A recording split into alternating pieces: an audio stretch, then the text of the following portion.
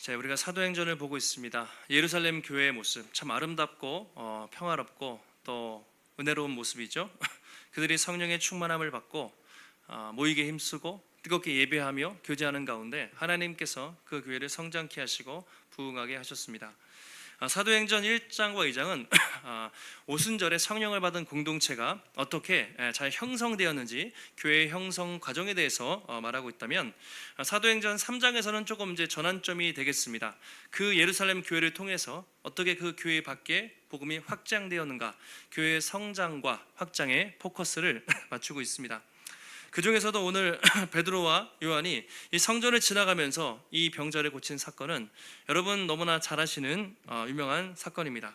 은과 금은 내게 없지만 나사렛 예수 이름으로 일어나 걸으라 했을 때 그 병자가 치유받는 기적의 역사입니다.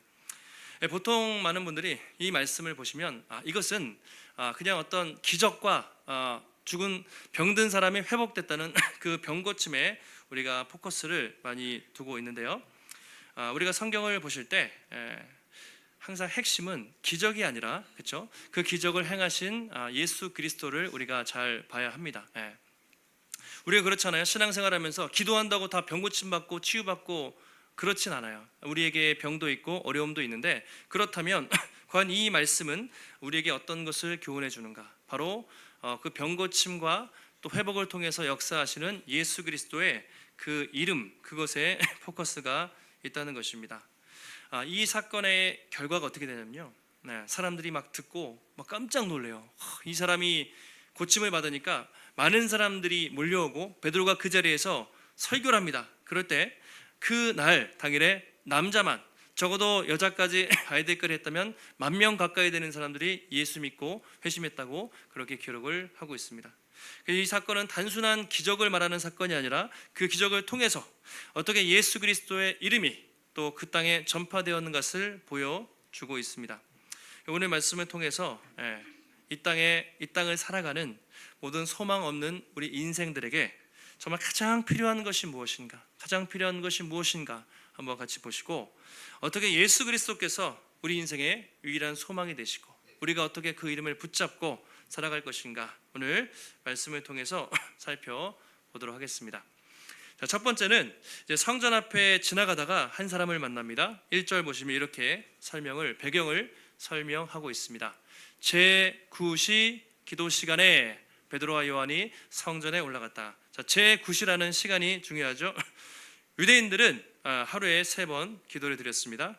오전 9시, 그리고 점심 12시죠, 정오, 그리고 오후 3시, 아침, 점심, 저녁, 이렇게 3번 그들은 기도를 드리는 습관을 항상 가지고 있었습니다. 그날도 아마 그 전통을 따라서 그들이 기도를 하러 올라갔던 것 같습니다. 근데 이 사도들이 처음부터 이렇게 기도하는 사람들이었냐? 그렇지 않죠. 예수님 따라다닐 때는 철저히 기도에 실패했던 사람들이었습니다. 여러분, 누가복음 22장에 보시면 예수님이 십자가 지시기 전날 밤 예수님이 뭐라고 돼 있냐면, 습관을 따라 감람산에 기도하러 가실세, 이렇게 돼 있어요. 평소처럼 십자가 지시기 전날 밤에도 기도하는 습관을 따라 가시는데, 얘들아 깨어 기도하라. 제자들이 쿨쿨 자다가, 그렇죠, 실패했습니다. 기도에 실패하고 뿔뿔이 흩어져서 예수님을 떠나는 그런 사건을 경험을 했습니다. 그들이 아마도 그때부터 교훈을 받았고, 오순절 성령을 받은 다음부터는 기도하는 습관이 생긴 거예요. 늘 오전에, 또 정오에, 그리고 오후에, 지금은 그렇게 못하지만 그 당시 관습적으로 그렇게 철저하게 기도하는 습관을 그들이 가지고 있었던 것이죠. 사도행전 10장에 보시면 유명한 사건이 있어요. 고넬료라는 로마 백부장과 베드로가 만나는 사건이 있는데요. 고넬료도 이방인이었지만 오후 3시에 기도하다가 환상을 봐요. 베드로를 만나는 환상을 경험하게 됩니다. 마침 그 시간에 베드로도 다음날 정오 12시 기도하다가 보자기가 막 이렇게 와요. 부정한 짐승이 쌓여있는데 그 먹으라는 환상이 기도하다가 받게 되는 것이죠. 그래서 초대교회 우리 성도들을 보면 늘상 기도하는 습관을 가지고 있었고, 그렇게 기도하다가 성령 충만을 받고 놀라운 역사가 나타나는 것을 볼 수가 있습니다. 오늘도 베드로와 요한은 평소처럼 습관에 따라 성전에 기도하기 위해서 올라가다가 그 한 사람을 만나게 됩니다. 2절에 보시면 이렇게 설명해요. 나면서부터 못 걷게 된 이를 누군가가 메고 그곳에 딱 앉혔는데 그곳 이름은 미문이라는 장소였습니다. 나면서부터 못 걷게 되니, 그렇죠? 옛날에 이제 안진뱅이 이런 표현 썼지만 지금은 이제 그런 표현 쓰지 않고 나면서부터 걷지 못하게 된 환자, 이런 사람이 있었습니다. 뒤에 보면 이 사람은 무려 40살이에요. 40년 동안 한 번도 걸어본 적이 없이 그 성문에서 그렇게 앉아만 있던, 그리고 구걸했던 그 사람이었습니다.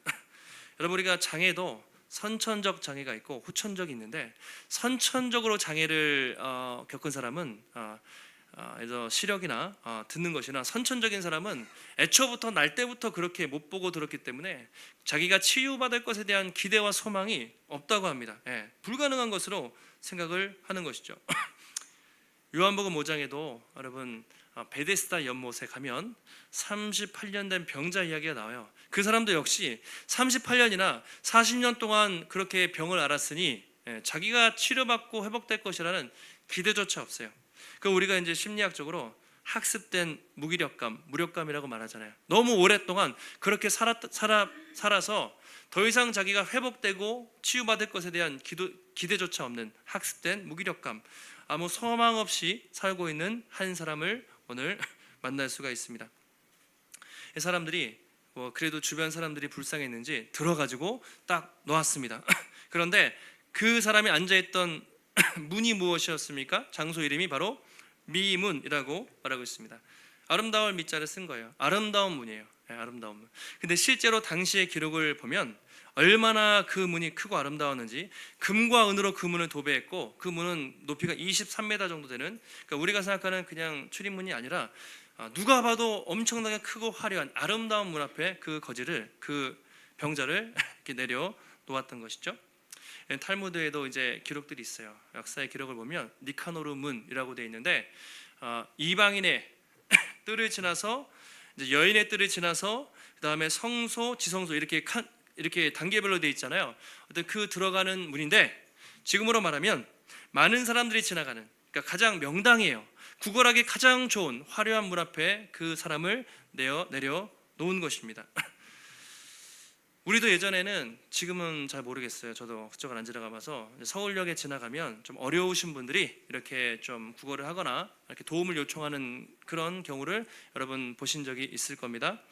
지금도 지하철역이나 또는 해외 관광지나 유명한 곳에 가면 어김없이 그렇게 돈을 이렇게 구하는 그런 어려운 사람들이 어느 나라나 다 있죠.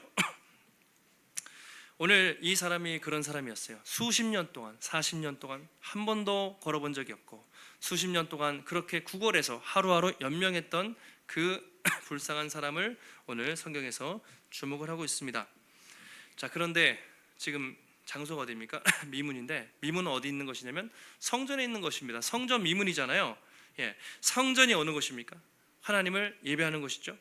그리고 성전의 핵심은 뭐냐면, 연약한 사람들을 이렇게 도와주는 게 성전의 그런 핵심이에요. 왜냐하면 구약의 율법을 보면, 여러분, 구약 율법은 하나님을 사랑하고 내 이웃을 내 몸처럼 사랑하고 고아와 과부와 나그네를 구제하라는 것이 성경의 정신이거든요. 그런데 지금 이 성전의 모습은 어떻습니까? 이 사람들은 성전 안에 들어가면요, 당장 막 수많은 짐승들이 있고 화려한 건물이 있고 제사장과 많은 사람들이 그렇게 막 그냥 이렇게 왔다 갔다 하는 그런 종교적인 의식과 제사가 엄청나게 행해지고 엄청난 물질과 돈이 쌓여 있는데, 그 성전 밖에 있는 이 불쌍한 사람을 전혀 거들떠보지 않는 그 당시의 유대인들과 그 당시의 성전의 위선적인 모습을 폭로하고 있는 것이죠. 베드로와 요한이 들어갑니다. 그때 구걸합니다. 당연히 이 사람은 몇 푼이나 받을까 그런 생각했겠죠. 몇 푼이라도 받아서 오늘 또 하루를 먹고 살까 그런 생각으로 이렇게 도와달라고 그랬을 것입니다. 아마 자기가 잠시 후에 병이 고침을 받거나 자기가 영원히 구원받는다, 하나님을 만난다 이런 생각은 꿈도 안 꿨겠죠. 그냥 아무 생각 없이 그냥 하루 연명하기 위해서 그렇게 돈을 달라고 구하는 이 사람의 모습을 보게 됩니다. 여러분, 당연한 질문 같지만 이 사람에게는 지금 구하는 것이 돈이었어요. 세상이 우리가 돈을 너무나 중요하게 생각하지만, 여러분 정말 잘 생각해 보시면, 여러분 정말 돈보다 세상 사람들 그렇게 좋아하는 돈보다 더 중요한 게 있죠. 뭘까요? 뭐가 중요할까요? 우리가 이런 표현을 씁니다. 우리가 돈을 잃으면 조금 잃은 것입니다. 명예를 잃으면 많이 잃은 것이고 건강을 잃으면 다 잃은 것이라고 보통 말해요. 돈을 잃으면 조금 잃었어요.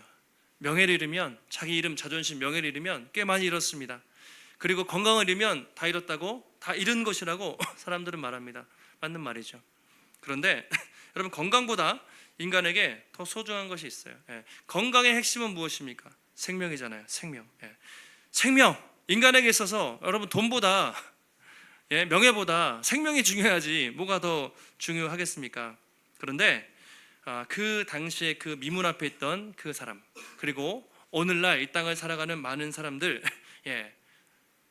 자기의 생명, 자기의 건강, 자기의 영혼이 죽어가는 것을 알지도 못하고 끊임없이 오늘 벌어서 또는 이 땅에 벌어서 먹고 살 생각을 하면서 무엇을 먹을까 마실까 고민하며 살아가는 이 땅의 현대인의 모습을 우리가 볼 수가 있습니다.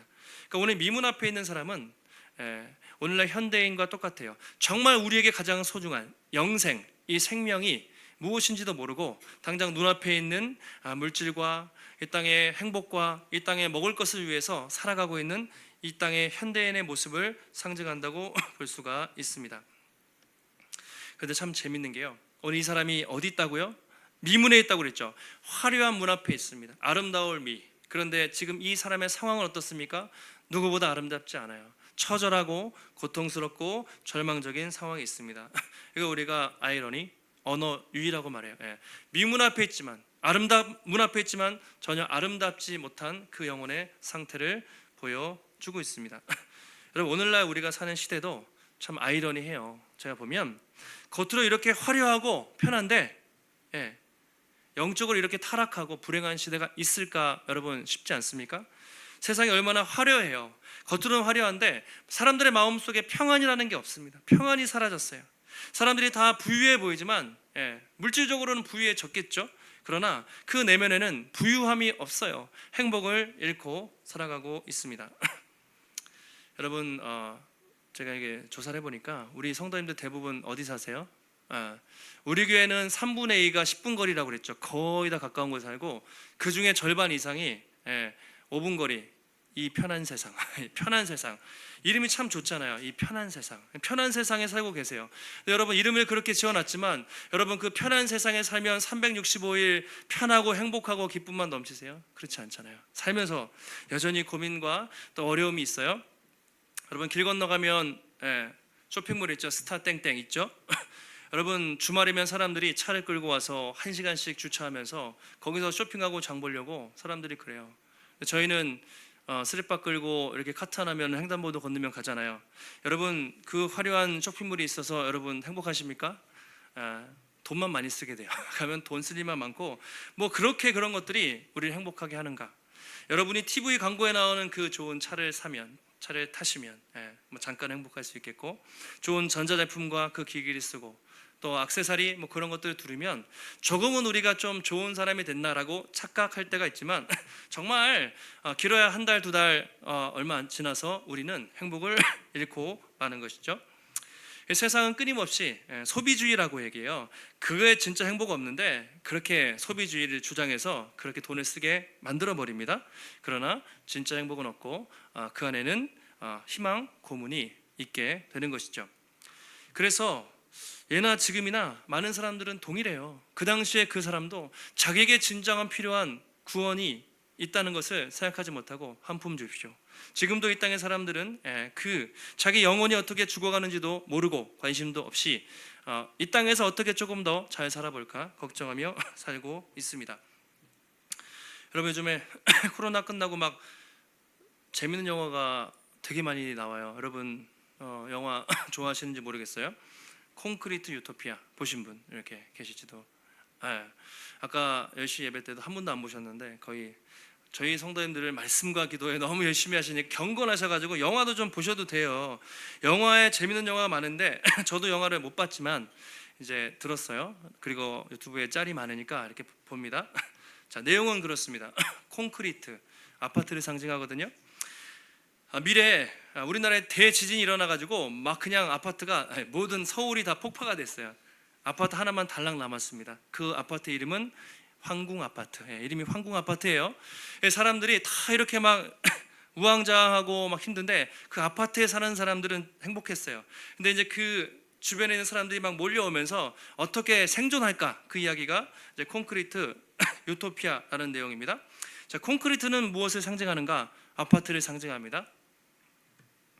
그러니까 아파트, 사람들은 콘크리트 아파트에서 유토피아 천국을 찾지만 정말 진정한 천국은 그 아파트에 있지 않다는 것을 이 영화가 보여주고 있습니다. 여러분, 솔직히 말씀드리면 대한민국의 평균적인 사람들의 꿈이 무엇인가? 아파트 하나 장만하는 것이고, 이왕이면 더 좋은 지역에 더 넓은 평수 얻는 게 대부분의 사람들의 꿈입니다. 그래서 그것을 지적한 거예요. 사람들이 평생 그렇게 돈을 모아서 아파트 한 채 얻고 싶어 하는데 거기에는 진정한 유토피아가 없다라는 것을 그 영화가 이제 반증하면서 보여주고 있습니다. 여러분, 우리가 살고 있는 집, 우리가 살고 있는 이 편한 세상과 아파트와 상가와 이 모든 것들이, 여러분, 만약에 정말 지진 한번 일어난다고 생각해 보세요. 튀르키예 지진이 일어났을 때 아파트가 정말 휴지조각처럼, 성냥갑처럼 한순간에 무너졌습니다. 만약에 북한에서 혹시 버튼을 눌러서 미사일이 떨어진다, 이 땅의 모든 것들은 한순간에 날아가고 말 것입니다. 성경은 뭐라고 말합니까? 언젠가 주님 오시는 날 그런 일이 벌어진다고 얘기해요. 이 땅의 모든 건물과 이 땅의 모든 아파트, 상가, 부동산, 세상의 모든 권력과 화려한 것들은 한순간에 뒤집어져요. 불로 심판을 받고 새롭게 하나님의 새 하늘과 새 땅을 만들 것이라고 말하고 있습니다. 아마 이 땅에 많이 쌓아둔 사람들은, 부자들은 배가 아플지도 몰라요. 없어지니까. 그만큼 뭔가 새로운 세상이 열릴 것이라고 말하고 있습니다. 여러분, 한번 상상을 해보시면 좋겠어요. 지난주에도 성찬을 드리면서 우리가 지금 이렇게 떡과 포도주로 약식으로 드리지만 이것은 상징일 뿐이라고 했죠. 언젠가 천국에 가면 메시아의 엄청난 잔치가 열리는데 우리는 그곳에서 주와 함께 먹고 마시며 잔치하며 살 것이다 라고 말하고 있습니다. 만약에 여러분 요한계시록 21장과 22장을 읽어보신다면 우리가 언젠가 천국에 갔을 때 얼마나 화려한 집에서, 화려한 천국에서 살 것인지 모델하우스를 보여주고 있습니다. 여러분, 한번 이렇게 상상해 보세요. 여러분이 만약에 가장 갖고 싶은 집이 있습니다. 한강뷰에 테라스가 있고 넓은 집, 많은 사람들이 그렇게 꿈꾸는 강남에 그런 집이 있다고 생각을 해보세요. 만약에 우리가 천국에 올라가면 하나님이 예비하신 집은 그 인간이 만들어 놓은 그런 집과 비교할 수 없는 훨씬 더 아름답고 또 멋있고 기쁜 곳에서 주와 함께 거할 것이라고 말하고 있어요. 그때에는 사람이 지은 콘크리트, 이 가짜 유토피아가 아니라 하나님이 지으신, 손수 지으신 진정한 유토피아가, 천국이 그곳에 있을 것이라고 성경은 분명히 말하고 있습니다. 그래서 우리 이 땅에 시민권이 있는 것이 아니라 어디 있습니까? 천국에 시민권이 있다는 것이 바로 그것을 누릴 자격이 우리에게 예비되어 있다는 것이죠. 그것이 우리가 받은 놀라운 축복입니다. 그걸 생각하면 우리가 이렇게 이 땅에서 막 아웅다웅 좀 안 믿는 사람보다는 더 여유롭게 살 수가 있지 않겠습니까? 자, 3절과 4절 보시면 그렇게 이제 베드로가 절망 속에 있던 사람을 찾아요. 베드로가 요한과 더불어 주목하여 이르되 우리 좀 봐라, 이렇게 얘기해요. 딱 지나가다가 보면서 우리를 보시오. 그자 그 사람이 무엇을 얻을까 싶어서 딱 쳐다보는 장면이 나와 있습니다. 자, 우리를 보라, 베드로가 그러잖아요. 보라, 이것은 그냥 이렇게 쳐다보는 이런 게 아닙니다. 이것은 어떤 사람에 대한 관심과 애정을 가지고 인격적으로 교제한다는 이런 의미가 있어요. 자, 예를 들면 이런 예가 있습니다. 여러분, 지하철역에 가시다가, 지하철역을 타셨거나 가시다가 이렇게 껌을 파시거나 좀 도와달라고 막 이렇게 종이 드리는 분들 계시잖아요. 그때 사람들이 어떻게 해요? 왜 이렇게 하면, 쳐다보면 눈을 딴 데로 피하고 뭐 핸드폰 보고 그래요. 왜요? 눈 마주치면 도와줘야 될 것 같은 부담이 있죠. 오늘 주목했다는 건 그것입니다. 눈을 마주쳤다는 것은 인격적인 뭔가 교제가 있다는 거예요. 그래서 베드로가 딱 그 사람을 쳐다본 것이죠. 제가 예를 들어서 설교를 할 때도 가능하면 이렇게 눈을 마주치면서 이렇게 하잖아요. 제가 이렇게 딴 데를 보거나 원고만 보고 하면 교류가 없어요. 소통이 없습니다. 그래서 오늘 베드로가 주목했다는 것은 그 사람의 눈을 보면서 내가 당신을 뭔가 도와주겠다는 그런 표현을 한 것이에요. 근데 오늘 베드로가 요한이 지나가잖아요. 성경을 잘 묵상해 보면 처음 만났을까 생각해 보면 그렇진 않았을 것 같아요. 왜냐면 이 사람은 40년째 수십 년 동안 이 자리를 지키고 있었던 병자요 거지였습니다. 그리고 베드로와 요한은 끊임없이 매일 여러 번씩 성전을 들락날락했기 때문에 그 사람을 여러 번 보았을 거예요. 근데 예전에는 지나갈 때마다 그 사람이 눈에 띄지가 않았습니다. 근데 오늘따라 그 사람이 눈에 확 들어오면서 그 사람에게 복음을 전하게 된 것이죠. 자, 그 차이가 무엇이었을까요? 어떻게 그렇게 평범하던 사람이 오늘따라 뭔가 다르게 들어왔을까요? 그것은 한 가지로 설명할 수밖에 없습니다. 그것은 바로 베드로가 성령의 충만함, 오순절 성령 충만 사건을 경험하게 된 것이죠. 성령이 없을 때는 자기도 그냥 지나다닌 거예요. 그냥 거지가 있나 보다. 그냥 그렇게 예배하러 다니고 그 사람이 불쌍하게 안 보였는데 오순절에 성령 강림 사건을 경험하고 은혜가 있을 때 보니까 하나님께서 그 마음 속에 그 사람을 향한 불붙는 긍휼과 안타까운 마음을 주신 거예요. 달라지게 된 거죠, 생각이. 그러면서 거기서부터 기적이 시작되는 것을 알 수가 있습니다. 여러분, 우리도 마찬가지입니다. 우리가 평소에 은혜가 없을 때는요, 내 믿지 않는 가족이나 친척, 친구, 이웃들, 예수 믿든 안 믿든 별로 나에게 집중되어 있어요. 상관이 없어요. 그런데 내가 은혜 받으면 갑자기 그 사람이 불쌍해 보여. 저 사람을 위해 기도해야겠다, 저 사람에게 전도해야겠다, 그런 생각이 들게 돼요. 그게 성령이 주시는 역사죠. 그래서 여러분, 성령 충만의 증거는요, 이것입니다. 다른 것이 아니라 내가 다른 사람에게 관심이 있는가, 다른 사람의 아픔과 예수 믿지 않는 사람을 볼 때 긍휼함이 있는가, 거기서부터 시작이 되고, 우리가 그런 마음으로 나아가면 그때부터 성령이 역사하시는 것이죠.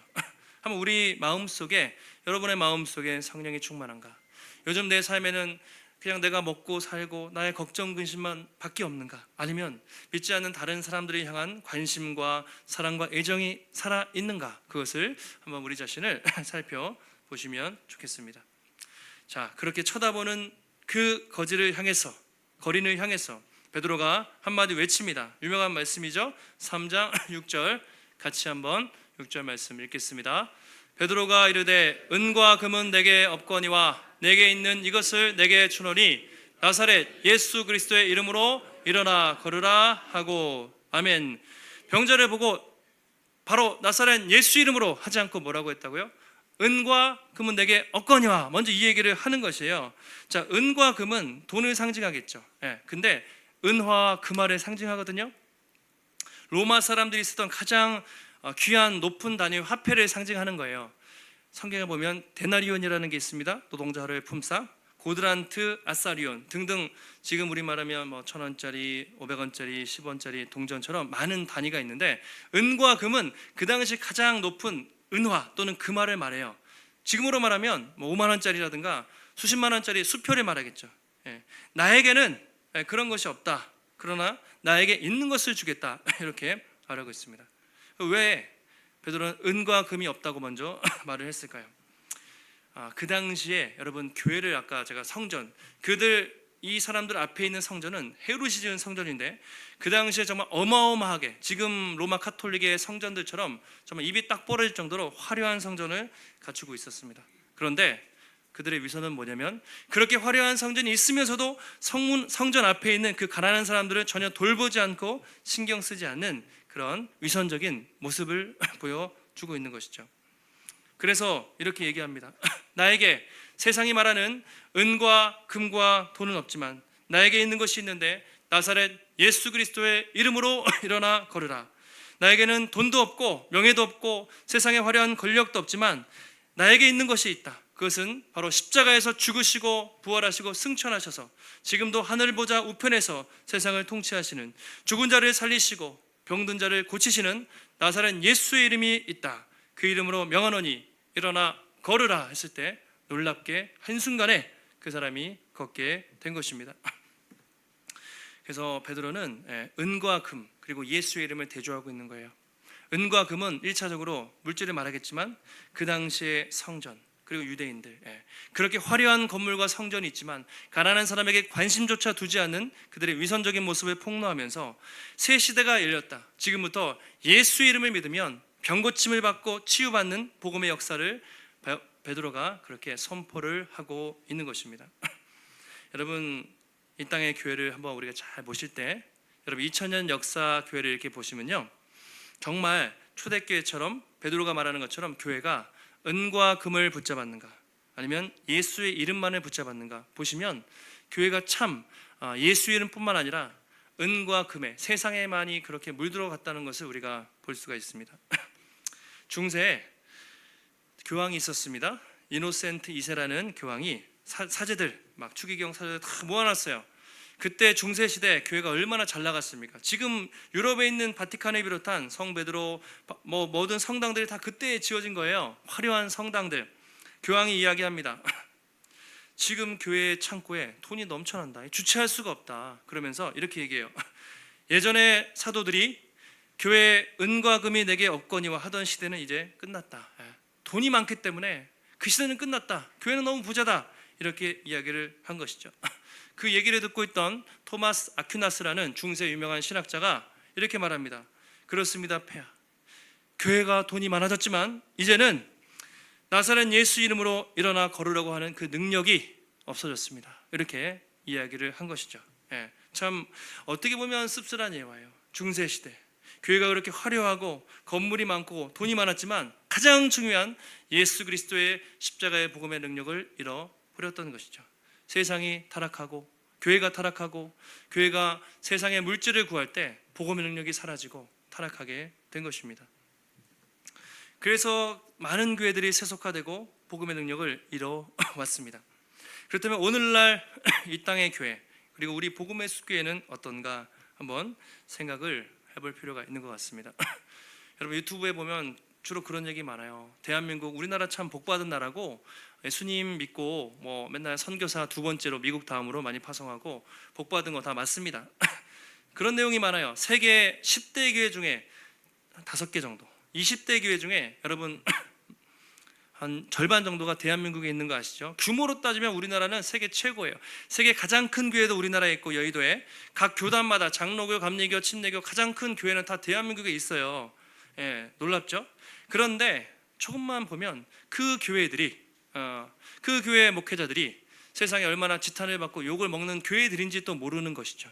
규모는 그렇게 크다고 올라와 있지만, 탑 10 그렇게 들어가 있지만, 반대로 생각하면 세상이 그런 교회를 볼 때 정말 교회로 보는가, 얼마나 욕먹고 스캔들이 많고 교회가 어려움을 겪는지 모르겠습니다. 그래서 교회는 그런 것이 아니라, 규모와 화려함 그런 것들이 아니라, 얼마나 철저하게 오늘 베드로가 고백했던 것처럼 은과 금이 아니라 나사렛 예수 그리스도의 복음을 붙잡는가, 거기에 교회의 건강성이 있어요. 그래서 우리가 지금도 그렇고 앞으로도 이 교회가 어떻게 성장하고 나갈지 모르지만, 하나님이 어떻게 사용하시든지 우리는 날마다 예수 그리스도 십자가의 복음만을 붙잡아야 하는 것이죠. 그렇게 이제 손을 잡았습니다. 놀라운 일이 벌어집니다. 오른손을 잡아 일으키니 7절에 보시면 발과 발목에 힘을 얻고, 자 8절에 이렇게 되어 있습니다. 뛰어 성경 갖고 계신 분들 한번 보실까요? 뛰어 서서 걸으며 그들과 함께 성전으로 들어가면서 걷기도 하고 뛰기도 하며 하나님을 찬송하니. 자, 오늘 성경을 사도행전에 기록한 사람은 누구입니까? 누가인데, 누가는 직업이 무엇입니까? 의사잖아요. 의사. 그러니까 의사의 관점으로 정확하게 이 사람이 분명히 못 걷는 사람인데 의학적으로는 불가능해요. 자기가 봐도. 그런데 걸었어요. 그래서 디테일하게 소개하고 있는 거예요. 8절에 보시면 여러분 한 문장에 동사가 7개나 쓰였어요. 7개, 헬라어 7개의 동사. 다시 말씀드리면 뛰고 서서 걸어가며 들어가면서 걷고 뛰고 찬송했다. 한 동사에, 한 문장에 동사 하나, 2개 쓰죠. 7개 다 동사로 깔았습니다. 왜냐면 그만큼 누가가 볼 때, 사람들이 볼 때 이거 말이 안 되는 사건이에요. 너무 기뻐서 어쩔 줄 모르는 사건을, 모습을 누가가 표현하고 있어요. 여러분 다리에 기부스 해보신 적 있으세요? 아니면 다리에 조금만 다쳐서 쩔뚝거리다가 이렇게 회복되면 한두 달만 못 걷다가 걷게 돼도 얼마나 기쁘겠어요. 근데 40년 동안 한 번도 걸어보지 못한 사람이 한 번에 걸었을 때 얼마나 뛰고 기뻐하면서 다녔을지 우리가 충분히 상상이 가죠. 그리고 이렇게 묘사한 것은, 이것은 인간이 치유할 수 있는 것이 아니라 오직 하나님의 기적으로 치유됐다는 것을 보여주고 있습니다. 더 중요한 것은 뭐냐면 이 사람이요. 예. 회복된 다음에 어디 들어갔습니까? 8절을 자세히 보시면 어디로 들어갔죠? 성전 안으로 들어갔다. 이게 중요합니다. 성전으로 들어갔다. 그 전까지 이 사람은 부정한 사람이었어요. 구약의 율법으로는 부정하면 성전에 들어갈 수가 없습니다. 그런데 이제는 이 사람이 건강에 회복돼서 성전에 들어가서 그곳에서 살아계신 하나님을 찬양하게 된 것이죠. 처음에 이 사람은 한 푼 줍시오, 몇 푼이나 돈을 받을까 하루 이틀 먹을 돈을 구했지만 예수님은 이 사람에게 베드로를 통해서 무엇을 주셨습니까?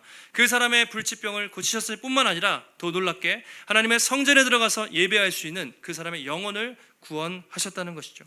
이 사람이 예수님을 만났을 때 그 인생의 모든 문제가, 근본적인 문제가 한 번에 해결된 것을 우리가 볼 수가 있습니다. 바로 이것이 예수 그리스도의 능력이죠.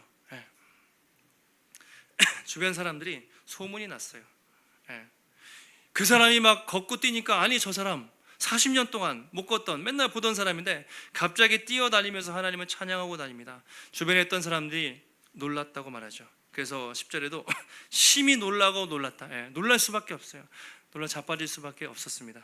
그렇게 해서 베드로가 그 사람들 앞에서 설교를 합니다.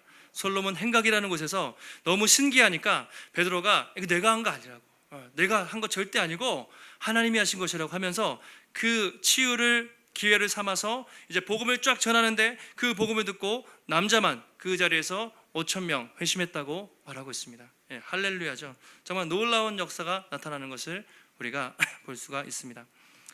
오늘 말씀을 보면서 우리가 정리해 보겠습니다. 첫 번째로는 여러분, 이 땅의 모든 사람, 그 사람의 직업이 무엇이든지 또 성별이 무엇이든지 어디 살든지 경제 수준이 어떻든지 어떤 민족이든지 상관없이 이 땅의 모든 사람들에게는 예수 그리스도가 필요하다는 거예요. 다른 거는 필요 없습니다. 다른 거는 어느 정도 있으면 괜찮아요. 물질도 필요하고 다 필요하겠지만 근본적으로는 예수 그리스도. 지금도 이 세상의 사람들은 세상에 헛된 것, 재물과 쾌락과 명예와 여러분 그런 곳에서 행복을 찾으려고 하지만 거기에는 일시적인 행복만 있지 진정한 행복은 없다. 우리에게 필요한 것은 오직 예수 그리스도. 예수 그리스도를 만날 때 진정 우리가 행복하고 우리의 삶의 모든 문제가 여러분 해결되는 줄 믿습니다. 예수님이 그랬죠. 이 물을 마시면 이 세상의 물, 이것은 물뿐만 아니라 세상이 주는 모든 자원을 말하겠죠. 돈이든 명예든 권력이든 세상에 누릴 수 있는 이 모든 것들을 먹으면 다시 목마르려니와 내가 주는 물, 이 복음과 이 성령을 먹는 자는 영원히 목마르지 아니하리니. 예수 그리스도 안에 영원한 생명이 있고 예수님만이 인간의 목마름을 채워줄 수 있는 진정한 분이라는 것입니다. 두 번째로는 여러분 육체의 질병, 기적 우리가 일어나면 좋겠지만 그것보다 더 중요한 것은 영혼의 병이 고침을 받는 게 진짜 기적이에요.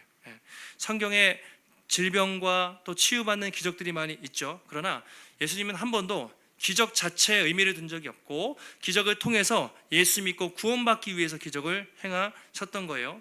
여러분 인간이 우리가 경험할 수 있는 가장 큰 기적 중에 진정한 기적은 내가 병고침을 받았다, 내가 뭐 잘되고 성공했다 이런 것이 아니라 허물 많은 죄인이 영원한 죄와 사망에서 죽을 수밖에 없는 죄인이 예수 그리스도를 믿고 죄 사함을 받고 영생을 얻었다는 것이 여러분 이것이 진정한 기적 중에 기적인 줄 믿습니다. 영혼 구원이 최대의 기적이죠. 마지막으로 여러분 우리가 줄 수 있는 것, 여러분 많이 갖고 계세요? 은과 금을 얼마큼 갖고 계십니까? 사람들마다 대답이 다를 텐데요. 그런 거 없어도 된다는 얘기입니다. 세상에 돈과 명예와 능력 없어도 우리에게는 예수 그리스도 복음이 있다는 것입니다. 바울이 고린도 성도들에게 이렇게 얘기해요. 우리는 근심하는 자 같으나 항상 기뻐하고 우리는 가난한 자 같으나 많은 사람을 부유하게 하고 우리는 아무것도 없는 자 같으나 그 다음 뭐라고 말할까요? 모든 것을 가진 자니라 이렇게 얘기해요. 우리가 세상적으로 볼 때 아무것도 없는 자 같으나 모든 것을 다 가진 자다. 여러분 우리가 세상 명예 권세 심지어 있던 것도 없어진다고 쳐도 우리가 예수 그리스도 한 분만 있으면 여러분 세상의 모든 것을 다 가진 사람인 줄 믿습니다. 하나님 우리에게 그것을 주신 거예요. 그래서 내가 돈이 없어서, 내가 좀 명예가 없어서, 내가 좀 직업이 그래서, 내가 가진 것이 없어서 복음을 못 전합니다. 이건 다 핑계에 불과하다는 것이죠. 우리에게 이미 예수 그리스도의 능력을 주셨고 그 이름에 여러분 권세가 있고 그 이름에 치유와 구원의 능력이 있는 줄 믿습니다. 날마다 여러분이 복음의 확신과 담대함을 가지고 오직 예수 그리스도의 그 이름을 붙잡고 한 주간 담대하게 사시고 또 담대하게 그 이름을 또 증거할 수 있는 우리 복된 성도님들이 되시기를 예수님의 이름으로 축원합니다. 하나님 감사합니다. 오늘도 거룩한 주일 우리에게 허락하여 주시고 하나님 또 귀한 말씀을 깨닫게 하시니 감사를 드립니다. 2000년 전에 성전 미문 앞에 있던 사람은 육체의 질병과 아무 소망 없이 살았지만 하나님 그 사람에게 찾아가셔서 병을 고치셨을 뿐만 아니라 영생을 주시고 하나님 구원받게 하시는 놀라운 역사를 봅니다. 오늘도 이 땅에 많은 사람들이 세상의 헛된 것을 따라 살지만 하나님 우리는 그것을 따라 살지 말게 하시고 예수 그리스도만이 우리의 진정한 소망이고 예수님만이 우리한 유일한 행복임을 기억하며 오직 주님을 붙잡고 그 이름 붙잡고 담대하게 그 이름 증거하며 살아갈 수 있는 우리 모두가 될 수 있도록 주님 붙잡아 주시옵소서. 하나님 오늘도 주 앞에 나올 때 우리의 마음과 뜻과 정성을 다해 귀한 예물 드립니다. 하나님 드려지는 모든 손길마다 하나님 축복하여 주시고 우리 인생에 궁핍과 어려움이 있습니까? 하나님 낙심함이 있습니까? 그때마다 하나님 채우시고 또 물질과 영으로 공급해 주시는 하나님의 놀라운 채우심과 공급하심을 날마다 경험할 수 있도록 주님 붙잡아 주시옵소서. 한 주간도 오직 예수 그리스도의 이름 붙잡고 승리케 하시기를 주님 간구하오며 존귀하신 예수님의 이름으로 기도하옵나이다. 아멘.